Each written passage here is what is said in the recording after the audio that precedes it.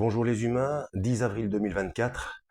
Je reviens vers vous pour un troisième épisode concernant l'éclipse du 8 avril 2024. J'aurai peut-être quelques éléments de réponse et puis je me suis souvenu d'une chose très importante que j'ai pas pu, que j'avais oublié de vous dire lors de la précédente vidéo. Donc les éléments de réponse supplémentaires, c'est que euh, ça concerne le CERN, l'accélérateur de particules. Il a été remis en fonction, on l'a fait redémarrer le 28 mars 2024, c'est-à-dire à peu près une semaine avant l'éclipse.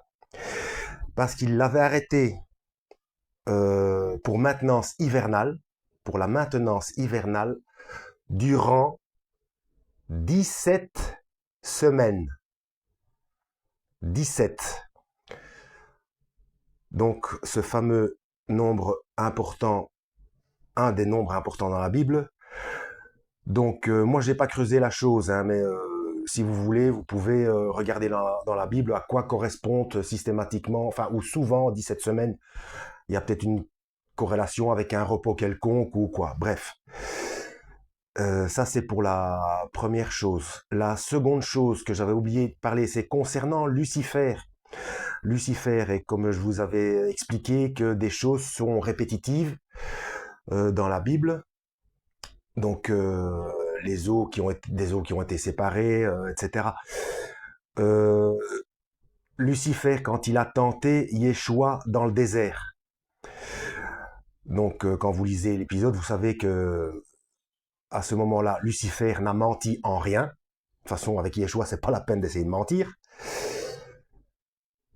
Et que ce qu'il avait promis notamment de mettre à ses pieds tous les royaumes du monde, alors que Yeshua allait recevoir de toute manière tous les royaumes du monde. En fait, Lucifer essaye de faire les choses de manière anticipative pour tenter.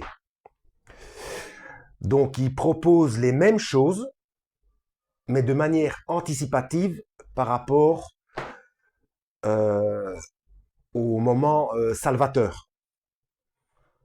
Donc, c'est une première tentation, c'est chaque fois un premier essai pour essayer de chanter, pour essayer d'aller plus vite que la musique.